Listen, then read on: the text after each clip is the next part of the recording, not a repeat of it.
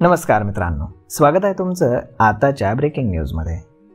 मित्रांनो, राज्यातील अंगणवाड्यांमध्ये शैक्षणिक वर्ष 2025-26 पासून राष्ट्रीय शैक्षणिक धोरणाची अंमलबजावणी करण्यात येणार आहे। त्यानुसार 3 ते 6 वयोगटातील मुलांसाठी आधारशिला बालवाटिका 1, 2 आणि 3 या अभ्यासक्रमांची अंमलबजावणी करण्यात येणार आहे। सेविकांना याबाबत प्रशिक्षण देखील दिले जाणार आहे।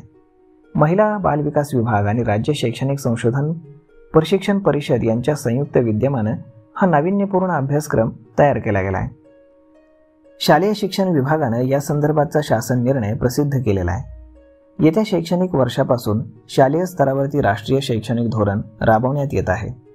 राष्ट्रीय शिक्षण धोरणामध्ये 3 ते 6 वयोगटासाठीच्या पूर्व प्राथमिक शिक्षणाचाही पायाभूत स्तर म्हणून समावेश आहे। त्यामुळे खेळ गट, छोटा गट, मोठा गट या पूर्व प्राथमिकतेच्या वर्गांसाठी देखील अभ्यासक्रमांची निर्मिती करण्यात आलेली आहे।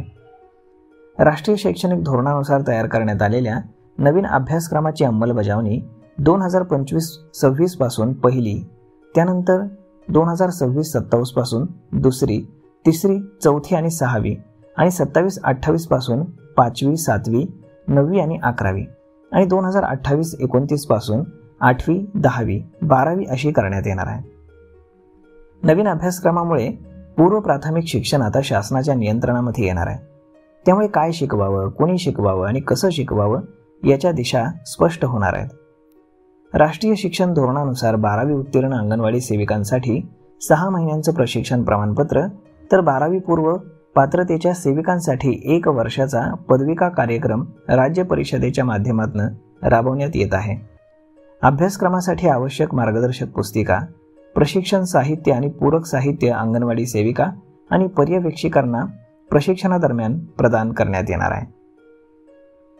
त्यानंतर Maharashtra remote sensing application centre या संस्थेने विकसित केलेल्या मोबाईल ॲपद्वारे सर्व शाळांचं जिओ टॅगिंग करण्याच्या सूचना देण्यात आल्यात। त्यानुसार महिला आणि बाल विकास विभागाकडील सर्व अंगणवाड्यांचं जिओ टॅगिंग करण्यात येणार असल्याचं स्पष्ट करण्यात आलं आहे। जिल्हा परिषद शाळांमधील रिकाम्या आणि अतिरिक्त खोल्यांमध्ये अंगणवाडी केंद्राचं स्थानांतरण करण्याबाबत महिला आणि बाल विकास विभाग, शालेय शिक्षण विभागातील क्षेत्रातील अधिकाऱ्यांनी परस्पर समन्वयानं कार्यवाही करण्याच्या सूचना 14 मार्चच्या परिपत्रकाद्वारे दिल्या गेल्यात।